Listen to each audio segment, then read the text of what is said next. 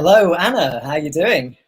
I'm all right. I feel like the knowledge is just washing over me. There's so much going on, and so many speakers, and just some of the sessions I've just popped into.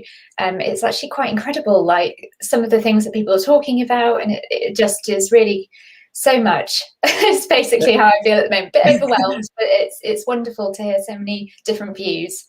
It really is. And Climate Expo, especially with the parallel sessions, is a lot to digest. And I tried to hop into each of them across the sort of hour, and it's really challenging. But every session's like captivating. You want to just stick around to see how it ends up. And the discussions and questions have been really challenging too. And I'm really glad that we've got another guest here with us today. And it's somebody who's from a place that's quite close to my heart, Glasgow. So I think we should just jump right into it and welcome Holly into the stream. So hello, Hi Holly. everyone. Thanks for having me. Good to have you here. So you're in Glasgow. How are things there? Yeah, everything is slowly starting to open up. The climbing centres are back open, which is so much better. It's nice to be able to leave my house and go for a wee climb with my friends and catch up.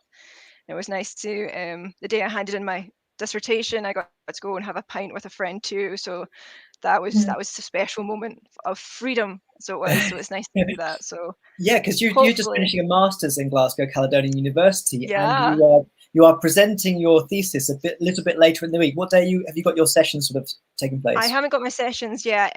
So it'll be online, Yeah. and it's looking at green conceptual frameworks that could be introduced or transitioned into Glasgow. So it's looking at 15-minute cities and national park cities and donut economics, and looking at how it can help with like the post-pandemic recovery and also to mitigate the climate crisis. So Glasgow is very dear to my heart, and I've been working with the council with this, so it's been really a good collaboration. So it has. That's fantastic. And I think that for anyone that is joining this stream for the first time and isn't quite registered for Climate Expo, you can join the event at any point during the week. So just hop into the website and you can register and access the program. You'll also be able to access the program on catch up afterwards. So there's a limitless amount of content. You can probably just stream the content for the next sort of year, probably, given how much there is. But Anna, you just saw one of the sessions. What did you just see before the lunch break? So I was very similar to you, Andy. I actually hopped into two of the sessions because I just felt like I felt like I was going to miss out if there was something I didn't see in the other one. So I actually went into the inclusivity one on the C stage first, and then I also hopped into the air stage as well to learn more about the mitigation solutions that people are working with in terms of logistics and how they're doing things like that as well within companies and how they can roll it out. So yes, just so much information, a lot of sort of very overwhelming context as well, I think, of how these people are working and making this broader effort all together. So yeah, there was so much information, but inclusivity was actually really quite an eye-opener, but also not surprising in some ways as well. I believe you also saw some of that, Holly, didn't you? Yeah, I did. I did indeed. It was interesting about gender equality and in the workplace, and ironically that came up in my dissertation as well. I wasn't expecting that when I was talking about inclusivity and just place, and it was talking about how green spaces aren't welcoming for women. Women don't feel safe going into their local parks or walking home at night.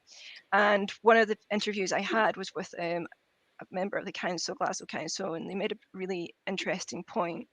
Women are always risk aware. So we always put barriers in front of ourselves because we always have to be risk aware. So we don't go out late at night. We don't go through a park if it's dark. We find it uncomfortable walking down a street at night after spending a night out with friends. We find it hard working in the workplace. There was a study came out with the Guardian that 70% of people in the workplace have women who have been either sexually harassed or don't feel comfortable in a masculine society. So when we talk about green recovery, we must make sure that it's inclusive. We must make sure that we're making sure it's inclusive, not just for women, but for, racially inclusive. Black Lives Matters was such a big deal this year, and it shouldn't be just a big deal this year. It should be something on the forefront of every year. It should be inclusive to everybody because everybody's been affected by the pandemic. The pandemic will disappear, but however, the climate crisis will unfortunately impact us all in different ways. So we must make sure that there is a just and inclusive space. And one of the things that are quite interesting that people should look at is donut economics by Kate Radworth. She talks about this 12 social functions, and gender equality, racial equality are at the heart of it, to making sure that we have a very inclusive space. And how widely is that understood as an operating principle for green recovery? Is that quite new, Holly, the sort of donut economics approach? So Kate Radworth introduced it into Amsterdam in 2019. So it was the first city to have this concept put into like policies. So for circular economy and green improvement, and it helped with creating jobs and creating sustainability in the sense that they were constantly circular economy. So they had their rooftops were, had vegetation on top, which helped with, improving flooding, which is something that Glasgow should really think about, because we have so much derelict land.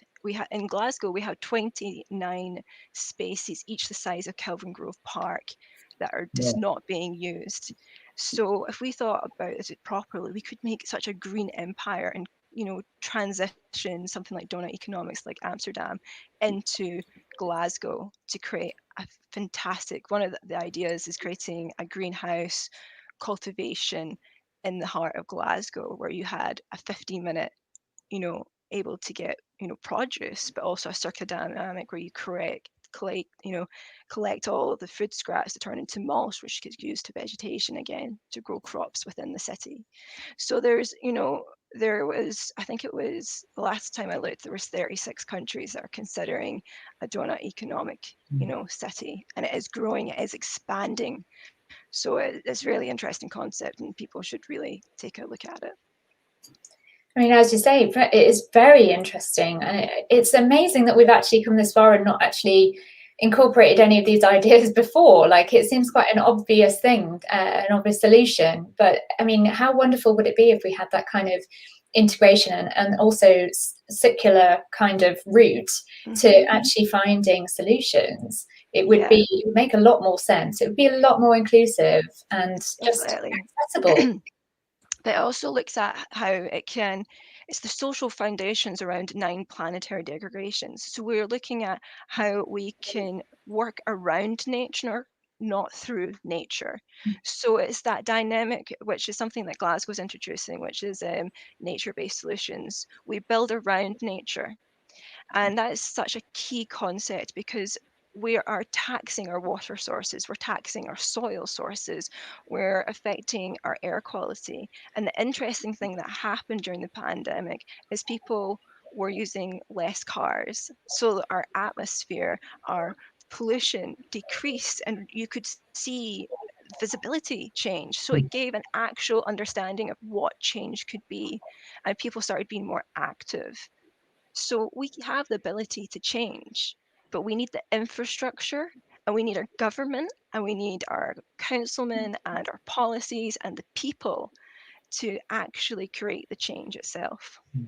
And as we know, that this Climate Expo is led in part with the COP26 Universities Network, which has been running some policy briefings as well. And I wonder what your perspective is ahead of COP in November.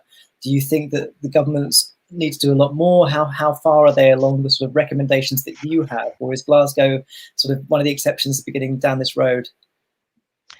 I feel it's weird. We're kind of divided right now. Scotland's kind of always kind of been a very kind of inclusive, kind of working towards a circular economy. The UK is kind of feeling a bit split at the moment. We all are kind of doing our own things because the pandemic is affecting us differently. Northern Ireland, Wales, Scotland, and England are kind of facing things slightly differently. From a Scottish point of view, because we're in this limbo at the moment where we could be facing independence, Scotland, there is policies coming into place for circular economy, for zero waste, also zero emissions, which is really important. They're trying to meet targets when it comes to introducing, so I think they're trying to introduce more kind of electric car points, for example. So people will give up using, fossil fuel type cars, but also car sharing. So you just borrow an electric car for the day and you return it. So more of that kind of thing is coming. The thing with COP26, which is so important, is that we need to create some form of unity. And I'm not just talking as a United Kingdom, but as a world. We must look at this as an opportunity to, stop thinking of it as borders between countries. Stop thinking it as England and Wales. Stop thinking it as Scotland and England. We need to work together, or France and Germany. It doesn't matter. We need to stop thinking about borders between countries and think about it as one country or one planet or one world with one people together, working to make sure that things change and helping each other doing it. So that's one thing that's really important with the COP26 is unity, making sure that no one is left behind. And it's very interesting, actually, having come out of the air stage, where they were talking about the solutions for mitigating climate change. And actually, I found that when we went to the end of the session and everyone was talking about collectively how they saw things, and it was interesting that actually Patricia Thornley, she was saying that actually governance without accountability gets us nowhere. And it seemed to be, it was difficult because we had speakers from all over the world, and we've also got in different countries, everyone's got different policies and everyone's got different, we really need to find, like you said, that unity that sort of brings us together. And actually we can't do any of this without one another. And so trying to find those ways to find that unity and also be able to implement those ideas together in that solidarity kind of approach, really, to see if we can do our best to cope with everything that's going on. But that was very much raised, as I'm sure you also heard as well, in the inclusivity talk on that stage. Yeah, definitely. I mean, if you look at countries that haven't dealt with the pandemic as well, or are currently having a very hard time with it. So India and Delhi, it's heartbreaking what's happening there. What we see in Brazil, now Brazil has had epidemics in the past and has never been able to deal with it properly. We keep looking at these countries, and that's just two examples. America, before Biden came in, was having a hellish time because there was no clear direction of how to handle this. And even in the UK, Boris Johnson handled the situation very slowly. There was arrogance, definitely in the UK, thinking that, oh, it's not going to affect us, because it never does. But we've had warning shots in the past with epidemics, and we have not taken it seriously. We had an opportunity before this pandemic to have a proper idea of how we would handle it, looking at other countries that have gone through this similar, through like SARS or Ebola, and we haven't. So we now need to look at countries who actually did okay during this pandemic, who managed to get through it. New Zealand is a perfect example. They're doing very well. We need to look at other countries that did poorly and think, why is that the case? Is it healthcare? Is it governance? Is the fact that, is it a developing country, an undeveloping country? Because it didn't seem to matter where it was. I mean, America is a developed country and it was doing so poorly. And the government, whoever's in charge, has to has to be capable of protecting their people. And if they're not protecting, then they're losing those lives. So why are they not put up to a higher purpose? Why are they not taking, into consideration? Yeah, and I think that's why these networks, like the university's network that's sort of behind Climate Expo, is so important, because even just having those conversations in things like this event, where we can build a greater understanding about what's happening in different countries. I know that a lot of us that do a lot of science communication are very anxious to make sure that the science, that the evidence reaches the public, but there's also so much conversation that needs to happen across sort of networks of expertise to get a sense of really what's going on. I saw a presentation recently by someone, I think it was in Milan, where they're looking at sort of the food waste economy and they're taking waste food out of schools and putting it back into the economy. And I think that's, that sort of joined up thinking that's really sort of creative is one of the themes really that I've seen in the sessions.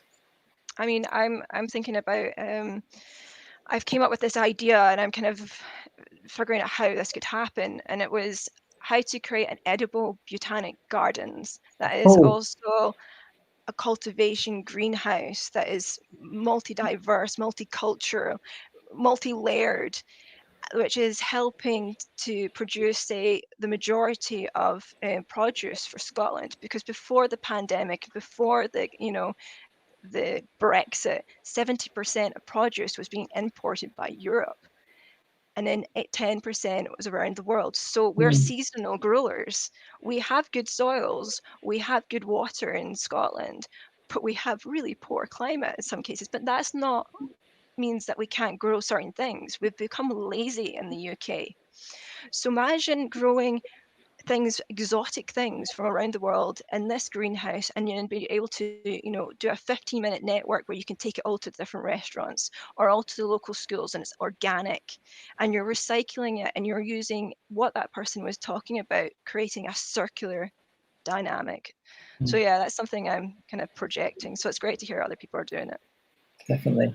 It sounds so wonderful what you're proposing there, Holly, because I think that, it's really lovely. Just up the road, actually, from where I live here, we have community gardens, and we also have allotments as well. Like my next door neighbour, for instance, often goes pottering up her allotment there, and she brings back all kinds of things. And she says, confesses as well that she isn't a particular, she's never been into growing things before, but she just really fancied giving it a go. And throughout the pandemic, it's been so lovely getting like veg boxes that have come literally less than a kilometre. I mean, in some instances, 1,000 meters or something from my house, and it's on my dinner plate. And it tastes fantastic, and it doesn't matter if it's a bit wonky or not. It's just perfect. It's wonderful, and it definitely gets devoured in my house because I love fruits and vegetables anyway. Yeah. So yeah, it's wonderful. The one thing I miss about Europe is going to Europe and eating all the fresh fruit and veg, because it tastes so good. So that's one thing I miss. I know. Yeah. Well, in Glasgow, you've definitely got a botanic gardens there where you can talk to and see if you can convince them to shift a bit. I was talking to someone who is a family member and down south, and she has an allotment. She waited 20 years in London to get that allotment, and I was discussing this idea, and she was just like, wow. So this is something that I'm going to try and work on. It's only came in the past week that I was finished my degree, and I was like, this kind of popped into my head. So it's a great program, and we look forward to following it. And good luck with your presentation later in the week. Or I know it's a pre-record, but still good luck. It's still good. Thank you anyway. Thanks so much for joining us, Holly. And we'll be back again a little bit later in the day. Our next session is taking place at 2:45, but before that, we've got the parallel sessions kicking off again at 1:45. So make sure you jump in and see the next session. Thanks so much for being here, Holly, and I'll see you again soon, Anna. Bye. Bye.